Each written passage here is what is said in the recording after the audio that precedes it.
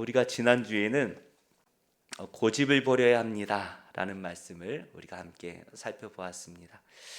우리가 하나님을 믿는데 방해가 되는 것이 고집이라는 것이죠. 우리가 하나님 앞에 믿음으로 나아가고 싶은데, 정말 하나님을 영접하고 하나님 안에 거하고 하나님 말씀대로 살고 싶은데, 그걸 우리가 방해하는 것이 고집이라는 거예요. 그래서 우리 안에 있는 죄를 짓던 그 습관들, 그렇죠? 특별히 우리나라는 유교라는 이 참 뿌리 깊은 이 문화가 우리가 하나님 앞에 자유롭게 나가는데 방해를 하고 있는 것 같습니다. 그래서 우리가 찬양 드릴 때에도 마음껏 찬양 드리고 예배 드릴 때에도 아멘 아멘 하고 싶은데, 이 유교 문화 때문에 이게 양반은 또 그렇게 하면 안 되는 줄 알고 그렇습니다. 우리 안양 좋은교회는 찬양 드릴 때 춤추는 형제님이 계셔요. 뒤에 있어서 못 보셨겠지만 저희 막내 아들님께서 춤을 추십니다. 아까도 막 춤을 추고 돌아다니시는데, 그게 정말 하나님 보실 때 얼마나 기쁘고 선하고 아름답게 보이실까요? 근데 우리는 참 고집이 있는 것 같아요. 고집, 죄를 짓던 그 습관, 그것을 참 버리지 못합니다. 그래서 하나님을 깊이 만나고 그 안에서 우리가 회심하지 못하면 생기는 부작용이 하나 있는데요, 우리가 신앙생활은 계속하고 말씀은 계속 듣는데, 우리가 이 고집을 버리지 못하고 이 말씀을 듣다 보면 우리 안에 부작용이 나타나요. 그게 뭐냐 하면 이 율법으로 남을 판단한다라는 것입니다.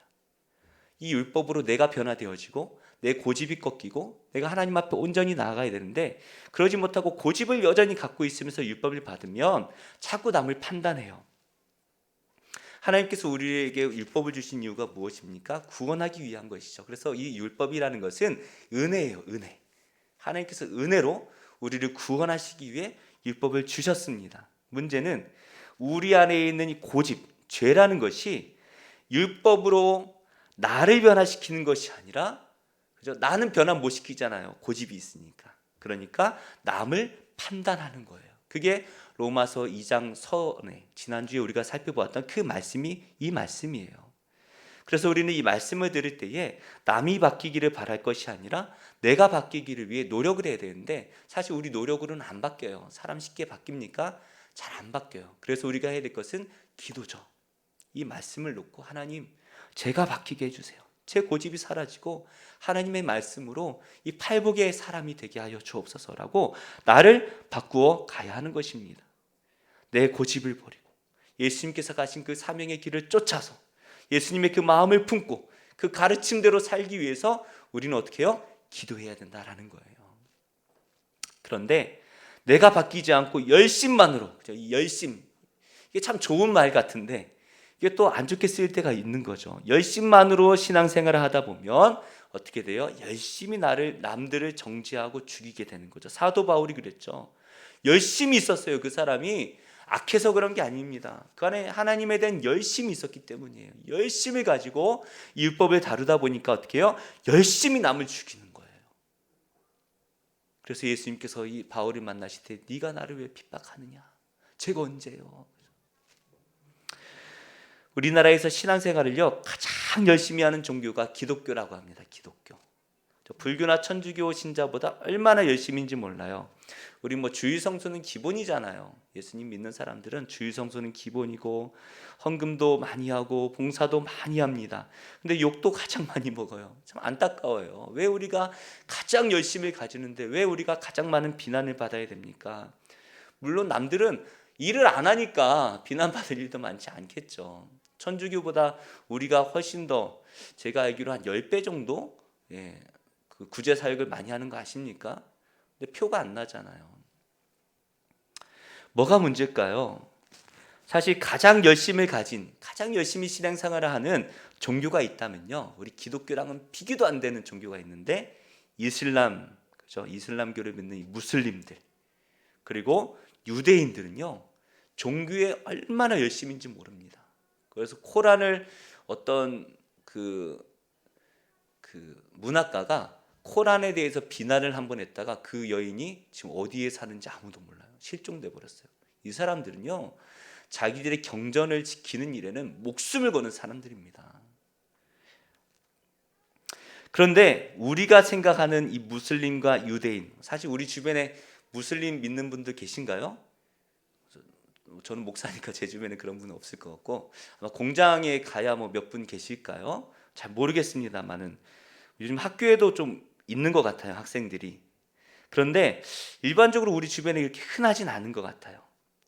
근데 일반적으로 우리가 무슬림이다라고 하면 먼저 드는 생각이 무섭다라는 생각이 많이 들잖아요. 무섭다.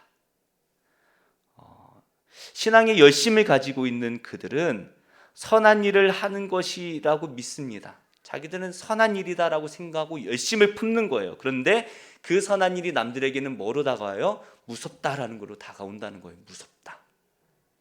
그래서 무슬림들, 사실 우리 대충 신앙생활하는 무슬림들이나 유대인들을 만나면요, 참 착해요. 다들 착하잖아요. 그런데 그 앞에 열심이라는 게 붙으면 무서워지는 것 같아요. IS 뭐 이런 사람들, 열심당원들은 무서워요. 기독교인들도 그렇잖아요. 우리가 그냥 대충 신앙생활하는 사람들은 안 무서워요. 그런데 정말 눈에 토끼를 품고 전도하겠다라는 분들이 무서운 거예요. 그래서 역에 가면, 여의도가 아니라 그 영등포역에 가면 십자가를 등에 짊어지고 예수 천국 불신지옥 가면요, 우리는 익숙한데 안 믿는 사람들은요, 그 사람들이 무서워요. 그 사람이 가게를 매일마다 들어가서 예수 천국 불신지옥 외쳐봐요. 그게 뭐예요? 우리는 열심이지만 그 사람들이 받을 땐 뭐예요? 스토커예요. 스토커. 무섭죠. 오지 마세요 하는데도 오면 무서워요.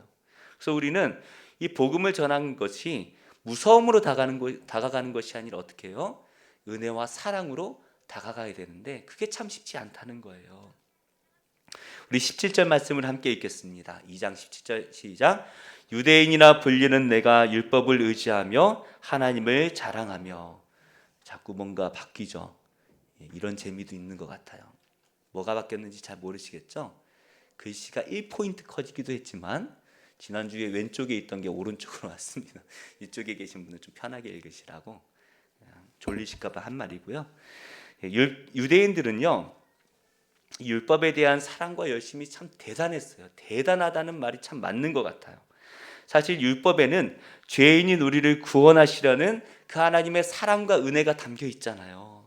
율법의 말씀을 읽으면 하나님의 은혜와 사랑이 너무나 많이 담겨져 있어요. 은혜를 받은 다음에 성경을 보세요. 그러면 누가 누구를 낳고 누가 누구를 낳아도 막 눈물이 나는 거예요. 그게 은혜예요.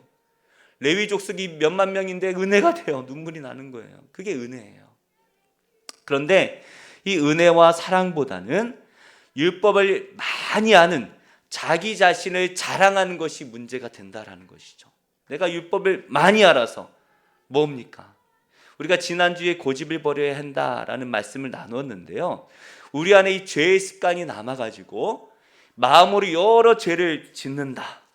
그죠? 그래서 이것이 우리가 예수님을 믿기 어렵게 만든다라는 것을 우리가 살펴보았습니다. 고집이 죄를 못 넣는 거예요. 이게, 그래서 우리 애들 키워보시면 아시잖아요. 똥꼬집, 정말 말도 안 되는 똥꼬집. 그것 때문에 죽는 거예요. 그런데 이 죄의 고집을 남겨둔 상태로 그걸 고집스럽게 버리지 못하고 이 죄라는 것을 붙들고 있으면서 율법을 대하면 어떻게 된다고요? 이 율법이 칼이 된다는 거예요. 남을 죽이는 칼이 된다는 거예요. 너 율법적으로 문제야. 너 예배 시간에 이게 뭐야? 너 성경을 그렇게 하면 어떡해? 감히 성경 위에 어디 A4 용지로 올려놔 막 이렇게. 그래서 어떤 분이 감기 걸려가지고 설교 시간에 코를 목사님 풀었는데 시험 들어서 나간다는 거예요. 두 분이 나가셨대요. 어디 감히 강대상에서 코를 풀어? 그럼 나오는 거 어떻게 흘려요? 그것도 이상하잖아요, 그죠? 이상하고 어떻게 하라는 거예요, 대체? 이 율법이라는 것이 하나님의 은혜로 우리에게 주신 것인데 어떻게 된다고요? 남을 죽이는 데 사용되는 거예요. 칼이라는 것이 강도에게 쥐어지면 어떻게 됩니까? 남을 죽여요. 무서운 도구가 되는 거예요. 그런데 그것이 의사에게 쥐어지면 그것이 사람을 살리는 데 사용되는 도구가 돼요. 강도에게요, 칼이 아니라 몽둥이를 주면 그것도 사람을 죽여요. 뼈쪽 구두도 잡으면 사람을 죽여요. 그러니까 손에 잡히는 게 다 살인 도구가 되는 거죠. 하지만 사람을 살리는 사람은요, 뭘 가지더라도 사람을 살려야 되는 거예요. 이 죄인이 율법을 가지니까 결국에 그 죄가 이 율법으로 뭘 합니까? 남을 죽이는 도구가 되어버렸다라는 거예요. 그래서 율법을 손에 쥐고 율법으로 남을 정죄하면서 다니는 거예요. 너 1계명 어겼어, 2계명 어겼어, 3계명 어겼어. 어디 주일날 뭐 사 먹어. 계속 정죄하는 거예요. 그 로마서 2장 18절 말씀 함께 읽어보겠습니다. 시작. 율법의 교훈을 받아 하나님의 뜻을 알고 지극히 선한 것을 분간하며. 이 율법을 가지면 이 율법이 우리에게 뭘 알려줍니까? 무엇이 옳고 그른지를 알려준다는 거예요. 선과 악을 분별할 수 있게 된다는 거예요. 그래서 하나님께서 주신 이 율법의 의도는 그것이 아닌데 우리 안에 있는 죄가 율법으로 남의 선과 악을 계속 판단하면서 남을 정죄하고 죽인다라는 거예요. 그래서 율법은요, 절대 죄인이 다루면 안 돼요. 그런데 죄인 아닌 사람이 어디 있습니까? 그죠? 율법은 의로운 자가 가져야만이 풍성한 은혜와 사랑을 갖게 되는 것입니다. 그래서 구약의 사람들 아닙니까? 다윗, 히스기야, 다니엘, 이런 사람들이 하나님의 율법을 얼마나 사랑했는지 그 말씀을 주야로 묵상하면서 그 말씀을 찬양하며 영광을 돌리고 그 말씀을 생각만 해도 막 눈물이 나는 거예요. 그 은혜가 있는 자만이 율법을 다루어야 그 율법을 어떻게 해요? 사람을 살릴 수가 있다는 거예요. 그런데 지금 한국 교회의 모습은 어떻습니까? 왜 가장 열심히 신앙생활을 하는 이 한국 교회가 왜 가장 많은 욕을 먹어야 될까요? 예수님께서 우리에게 주신 복음은 분명히 살리는 말씀입니다. 율법은 죽일 수 있어요. 그죠? 율법은 죽일 수 있어요. 그런데 복음은 그러면 안 돼요. 복음은 뭡니까? 살리라고 주신 게 복음 아닙니까? 이 복음 때문에 우리가 살았잖아요. 율법으로는 죽을 수밖에 없는 우리지만 복음 때문에 살았잖아요. 그래서 복음은 살리는 말씀이기 때문에 우리는 이 예수님의 말씀을 믿고 이 복음으로 살아내야 되는데 문제는 복음까지도 남을 죽이는 도구가 되어버렸다는 거예요. 예를 들어 보면요, 우리가 로마서 1장에서 동성애의 문제를 다루지 않았습니까? 이 동성애 문제는요, 누구나 죄라는 걸 알아요. 누구나. 요즘에는 하도 죄가 아니다라고 학교에서 어릴 때부터 가르치니까 자연스럽게 죄가 아니다라고 인식하는지 모르겠어요. 제가 어린아이가 아니라서 잘 모르겠지만, 그러나 대부분의 그죠, 우리 나이대 사람들은 이게 죄라는 걸 알아요. 이게 잘못된 거야. 이게 하나님이 주신 순리가 아니야 라는 것은 알아요. 성경은 분명하게 죄라고 말을 합니다. 그런데 교회는요, 죄라고 말하면 안 돼요. 죄인 걸 우리가 모르는 게 아니잖아요. 알아요. 죄 맞아요. 그런데 피켓 들고 그 사람들 앞에 서가지고 동성애는 죄인이다, 지옥 막 빨갛게 써가지고 막 이렇게 말하면 안 되는 거예요.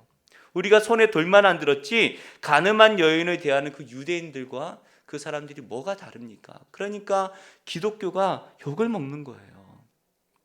요한복음 8장에 유대인들이 한 가늠한 여인을 예수님 앞에 데려옵니다. 그리고 이렇게 말해요. 8장 5절 말씀 함께 읽겠습니다. 모세는 율법에 이러한 여자를 돌로 치라 명하였거니와 선생은 어떻게 말하겠나이까? 맞아요. 율법을 가지고 있어요. 율법으로 선과 악을 구분했습니다. 그래서 유대인들은 뭐라고 결론 내립니까? 돌로 치라는 거죠. 그들은 이 율법으로 그 여인을 돌로 치려고 했습니다. 직전이에요. 예수님께서 쳐라 말씀만 하시면 치는 거예요. 손에 이미 돌이 쥐어져 있습니다. 이때 예수님께서 뭐라고 말씀하십니까? 8장 11절 말씀 함께 읽어볼까요? 시작. 대답하되 주여 없나이다. 예수께서 이르시되 나도 너를 정죄하지 아니하노니 가서 다시는 죄를 범하지 말라 하시니라. 예수님께서 그 여인이 죄가 없다라고 말씀하신 적 없어요. 예수님도 분명히 알고 계시고 이 여인도 알아요. 간음은 죄야. 무슨 죄예요? 죽을 죄예요. 알아요. 그런데 예수님께서 뭐라고 말씀하십니까? 죄라고 말씀하시는 게 아니라 나도 너를 정죄하지 않겠다. 다시는 죄를 범하지 말라 말씀하시면서 죽을 수밖에 없는 이 여인을 살려주셨다라는 거예요. 그리고 나중에 이 여인이 예수님을 따랐다라고 말합니다. 지금 예수님 앞에 이 동성애자를 데리고 갔다면 예수님께서는 돌을 던지셨을까요? 여기에 기독교와 유대교의 차이가 있다는 거예요. 이게 차이라는 거예요. 이게 유대인들은 분명히 돌을 던졌을 것입니다. 그러나 예수님은 그러지 않으셨을 거예요. 네가 잘했다라고 말씀하시는 게 아니에요. 잘못했어요. 그러나 돌을 던지지 않으신다는 거예요. 코로나19는요 위기입니다. 그런데 이 위기 속에서 기회를 본 사람들이 많이 있죠. 이 사업하는 분들 다 망했다. 처음에 막 작년이죠. 작년 2월 3월에 신방 가보면요 다 죽는 소리하고 제가 목사라고 도와드릴 수 있는 게 없잖아요. 기도해 드리는 것밖에 없으니까 매일 그분들 한 분 한 분 생각하면서 기도해 드리는 것밖에 없었는데, 문제는 그 위기 속에서 기회를 본 사람들이 있다는 거예요. 그래서 지금 잘 되는 장사들 많잖아요. 오토바이가 뭐 몇 배가 늘어난 것 같아요. 배달업들은요 너무 잘 되고, 또 다 식당이 망했다고 하는데 그 와중에 몇 배로 매출이 높은, 그죠? 끊이지 않고 손님이 있고, 작년에도 제가 여기 와가지고 이 밑에 떡볶이를 한번 먹겠느라고 줄을 서다가 목사님 죄송해요. 나중에 무료로 드릴게요. 쫓겨났어요. 잘 되는 집이 생긴다는 거예요. 기회가 있다는 거예요. 물론 대부분이 어려우셨을 거예요. 그런데 이것을 어렵다고만 보는 것이 아니라 기회로 보는 사람들이 있습니다. 세상 사람들이 우리를 바라볼 때 갖는 기대가 바로 이거예요. 뭡니까? 가늠한 여인이 죽을 위기 속에서 예수님께서는 하나님의 용서하심과 사랑을 보여주셨다는 거예요. 이게 유대인과 예수님을 믿는 성도가 달라야 되는 부분이라는 것이죠. 이게 달라야 되는 거예요. 유대인들은 잘됐다. 아마 그 여인이 평소에도 아마 나쁜 짓을 많이 했던 것 같아요. 기회를 보다가 기다리다 딱 잡아서 잘됐다. 이제 예수님을 정죄하자라고 예수님께 데려간 거예요. 그런데 예수님은 그 여인이 죽을 수 있는 위기 속에서 하나님의 용서하심과 사랑을 보여주셨다라는 거예요. 세상 사람들이 우리를 바라볼 때 갖는 기대가 이것 아니겠습니까? 세상 사람들은요 우리가 어떠한 율법을 가졌는지 전혀 관심이 없어요. 무엇을 아는지에 대해서, 성경에 뭐라고 기록하는지 세상 사람들은요 전혀 관심이 없어요. 동성애 사람들을 향해서 성경 어느 구절에 동성애 하지 말라고 기록했느냐, 그 사람들은요 관심 없어요. 우리가 찾아서 말을 해줘도 안 들어요. 관심이 없으니까. 그 사람들이 우리를 바라보며 기대하는 것이 무엇입니까? 우리가 어떻게 사랑을 베풀고 은혜를 베푸는 삶을 살아가는지에 대해서 관심을 갖고 있다라는 거예요. 문제는 우리가 이걸 놓쳐버리니까 복음조차도 율법이 되어버리고, 복음조차도 남들을 정죄하는 도구가 되어버리죠. 그래서 우리가 보여주는 그 사람들, 우리는 열심히 하고 있는데 나름대로 정말 열심히 섬기고 있잖아요. 기독교가 안 하고 있습니까? 기독교가 사회봉사 안 하면요 우리나라 제대로 안 돌아갈 수밖에 없어요. 얼마나 많은 그 봉사단체들이 있습니까? 그런데 그 사람들은 거기에 관심이 없어요. 그 사람들이 우리에게 보고자 하는 것이 무엇입니까? 이 로마서 21장 22절, 로마서 2장 21, 22절 함께 읽겠습니다. 시작. 그러면 다른 사람을 가르치는 내가 내 자신은 가르치지 아니하느냐?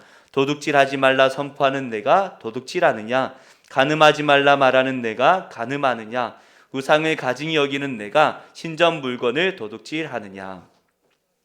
우리가 이 율법을 외치면서도 죄를 짓는 모습을 계속해서 보여주기 때문에 세상 사람들이 실망한다라는 거예요. 그 사람들이 우리에게 기대하는 건 율법이 아니라니까요. 우리가 무엇을 아는지 무엇을 믿는지 관심 없다니까요. 그 사람들이 다른 종교가 아니라 기독교를 바라보며 기대하는 것은 단 하나예요. 우리가 사랑과 은혜를 베풀고 있는가? 우리가 율법을 외치면서도 죄를 짓기 때문에, 사랑을 외치면서도 사랑하지 못하기 때문에, 은혜를 외치면서도 용서하지 않기 때문에 이 세상 사람들이 우리에게 실망하는 것 아니겠습니까? 참 어려운 문제인 것 같아요. 참 어려운 문제예요 이게. 오늘 아침에도 우리 입구 옆에다가 자꾸 어느 식당인지 모르겠는데 자꾸 주일날 쓰레기를 거기다 쌓아놔가지고 저도 오면서 참 속상하더라고요. 이걸 어떻게 지혜롭게 해결을 해야 될까. 우리 집사님들도 오실 때마다 한마디, 권사님도 한마디 하시는데 이때 우리 예수님이라면 어떻게 하셨을까요? 참 어려운 문제죠. 해결을 하긴 해야 돼요. 쓰레기가 치워져야 되는데, 동네 사람도 불편하고 치워져야 되는데 이거 어떻게 지혜롭게 할 수 있을까? 참 이게 어려운 문제죠. 그런데 우리는 그 어려운 문제를 뚫고 해결해야 된다라는 것이에요. 왜요? 예수님을 믿는 자니까. 예수님 믿는 자니까. 제가 이 로마서 2장을 준비하면서 선한 목자교회 유기성 목사님의 설교를 좀 들었습니다.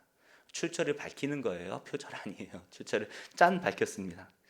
누가 이렇게 따옴표를 한 다음에 해야 된다고 이렇게 말하는데 한 예화가 있는데요. 저도 이제 이미 그 신문과 또 인터넷을 통해서 좀 자세히 들었던 말씀이에요. 목사라면 누구나 알고 존경했을 법한 한 목사님, 그 분의 딸이 책을 냈습니다. 근데 그 책을 보니까 와, 내가 아는 그 목사님 맞나? 내가 아는 그 목사님 맞나? 싶은 거예요.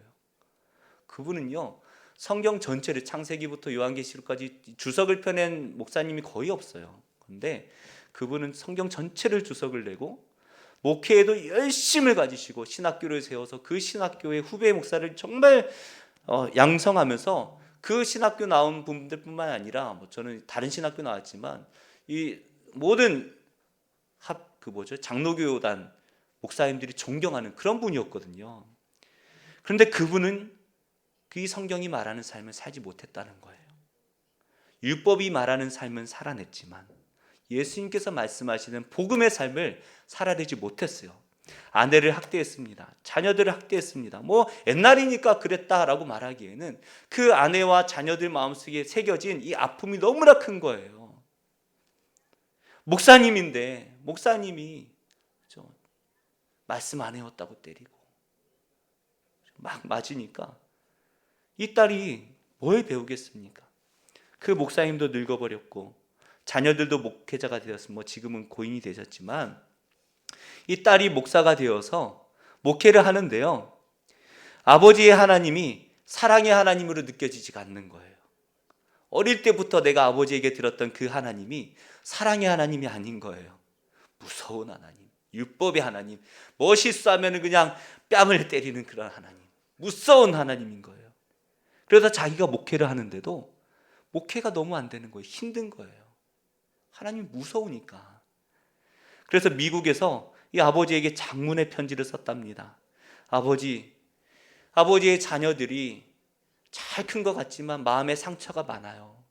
아버지 우리를 때리고 했던 거 아버지 용서를 구하고 우리를 사랑한다라고 말 한마디만 해주세요 라고 장문의 편지를 써서 보냈더니 그 편지를 받고 그 목사님이 미국으로 갔대요. 딸을 만나가지고 한마디 했답니다. 너 회개하라. 너 회개해.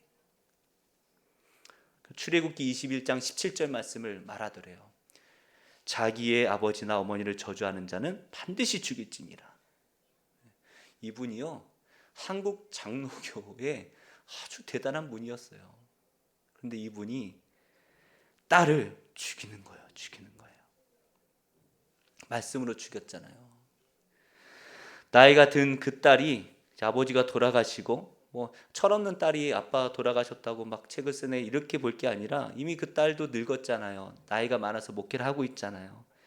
그 책에서 말한 아버지, 예수님을 믿고 따른 아버지가 아니라 가부장적인 유교를 벗어나지 못한 아버지였다는 거죠. 결국에 이 복음이라는 것이 유교라는 종교의 율법이 되어버린 거예요. 유교의 율법이 경전이 되어버려서 그걸 가지고 사람들을 죽이는 칼이 되어버렸다라는 것이죠. 율법으로 죽을 수밖에 없는 자를 살리라고 예수님께서 우리에게 주신 게 복음 아닙니까? 그게 복음이에요. 그런데 이 복음의 말씀이 얼마나 위대해요. 원수까지도 사랑하라 말씀하시니 율법보다 더 힘들잖아요. 더 지키기 힘든 율법이 복음이 더 지키기 힘든 율법이 되어버렸다는 거예요. 팔복의 말씀을 보면서 너 왜 심령이 가난하지 못하니? 너 왜 애통하지 못하고 온유하지 못하니? 너 왜 의롭지 못하니? 이 말씀들이 우리에게 율법으로 다가오면서 남들을 정죄해버리니까 다 죽어버리는 거예요. 초대 로마 시대 때요, 기독교는 많은 박해를 받았습니다. 그래서 이 기독교인들이 카타콤이라고 지하에 굴을 파가지고 숨어 살았던 거예요. 근데 AD 249년에서 262년도까지 한 13년 정도 되죠. 이 기간 동안 로마 전역에 홍역과 천연두가 막 전염병이 막 창궐해요. 지금은 이렇게 예방 접종도 하고 하는데 그때 뭐 그런 게 어디 있겠습니까? 로마에서 많이 죽을 때는요 하루에 5천 명이 죽었대요. 뭐 많은 건가요? 우리나라 전체에서 코로나 하루 5천 명 죽으면요 이거 정부가 무너집니다. 근데 로마 시내에서만 5천 명이 죽었다고 하니까 엄청난 거죠. 알렉산드리아라는 큰 도시에서 인구의 3분의 2가 죽었습니다. 그래서 병이 걸리니까요 뭐 방법이 없잖아요. 부모가 자식들을 병 걸리면 내다보내요. 집에 들어오지 마 내다버리고, 부모도 병에 걸리면 자식들이 부모를 내다버리고, 형제가 병에 걸리면 내다버리고, 길거리에 병자들이 다 죽어가는 거예요. 길거리에 시체가 쌓이고 냄새가 나고 난리가 났습니다. 그런데 로마가요 교회를 향해서 이 질병의 출처가 보니까 유대인들과 기독교인이다, 얘네들이 잘못했다라고 기독교만 죽어라 박해를 하는 거예요. 그래서 더 도망가서 살 수밖에 없는 거죠. 그런데 어느 때부턴가 길거리에 시체가 없어지고 사람이 없어져요. 무슨 일인가? 막 쌓여있던 시체들과 끙끙 앓으며 죽어가던 사람들이 없어지는 거예요. 갑자기 나중에 보니까요 지하에 숨어있던 성도들이 밤에 몰래 나와서 그 시체들을 다 치우고 아픈 사람들을 데려다가 계속 치료를 해주는 거예요. 성도는 뭐 병이 안 걸립니까? 똑같이 걸리죠. 죽어가면서도 우리가 죽더라도 이 사랑을 행해야 되겠다. 자기들을 박해하던 그 로마 사람들을 향해서 죽음을 무릅쓰고 봉사를 합니다. 그리고 사람들이 이 교회의 헌신을 알게 되었고요. 이 성도들에게 별명을 하나 붙여주는데 파라볼라노이라는 별명을 지어줘요. 이게 무슨 뜻이냐 하면 위험을 무릅쓰는 이들이라는 거예요. 옛날에는 죽일 놈들이었는데 위험을 무릅쓰고 우리에게 하나님의 사랑을 보여주는 사람들이다 라는 의미를 심겨주는 거죠. 그래서 262년도에 이 질병이 끝나게 되는데요, 260년도면 2년 전이잖아요. 아주 이 질병이 막 이제 극도로 올라갔을 때, 그렇죠? 죽을 사람 다 죽고 건강한 사람만 살아남아야 이제 병이 끝나잖아요. 전염병이라는 게 마지막 극도로 이렇게 올라가 있을 때에 키프리안이라는 아주 유명한 주교가 있는데 이 사람이 부활절에 이렇게 설교를 했답니다. 우리 형제 그리스도인 대부분은 무한한 사랑과 충성심을 보여주었으며 한 사람도 몸을 사리지 않고 상대방을 배려하는데 온 힘을 쏟았습니다. 그들은 위협을 무릅쓰고 아픈 자를 보살폈고 그들의 모든 필요를 채워주었고 주님 안에서 그들을 섬겼습니다. 그리고 병자들과 함께 평안과 기쁨 속의 생을 마감했습니다. 그들은 환자로부터 병이 감염되자 그 아픔을 받아들이고 고통을 감내했습니다. 많은 이들이 다른 이들을 간호하고 치유하다가 사망을 자신에게로 옮겨와 대신 죽음을 맞았습니다. 이게 사랑이라는 거예요. 사랑. 복음이라는 거예요. 남을 죽이고 내가 사는 게 아니라 나를 죽이고 남을 살리는 것, 이게 복음이라는 것이죠. 우리는 교회에서 사랑받아야 됩니다. 우리 하나님 그런 무서운 분 아니에요. 율법으로 야 너 몇 분 지가겠어 라고 하면서 1분에 한 대씩이야 막 이런 하나님이 아니라는 거예요. 우리 하나님은 사랑의 하나님 아닙니까? 우리가 교회를 나오면서 율법을 아는 것도 매우 중요한 일이지만 우리는 예수님을 만나고 그 예수님의 사랑을 받아야 됩니다. 그러면 이 율법 안에 담겨있는 그 하나님의 사랑을 비로소 깨닫게 될 거예요. 그래서 의인은 무엇으로 살아야 됩니까? 믿음으로 사는데 그 믿음이 우리를 무엇을 붙들게 합니까? 복음을 붙들게 한다는 거예요. 예수님께서 우리에게 주신 그 말씀, 예수님 그 삶, 그 예수님께서 우리에게 따라오라 말씀하시며 가셨던 그 십자가의 길로 우리를 인도하실 때에도 주님 그 사랑을 제가 붙들고 나아갑니다. 그 사랑을 어떻게 붙들 수 있습니까? 사랑을 받아야죠. 사랑을 받아야죠. 하나님께 사랑을 받는 가장 첫 단계가 있는데 먼저 사람한테 사랑을 받아야 돼요. 우리가 우리 주위에 있는 사람들에게 이 하나님의 사랑을 전할 때에 그 사람은 우리를 바라보며 하나님의 사랑을 바라보게 될 것입니다. 우리 로마서 2장 24절 말씀 한번 같이 읽겠습니다. 시작. 기록된 바와 같이 하나님의 이름이 너희 때문에 이방인 중에서 모독을 받는도다.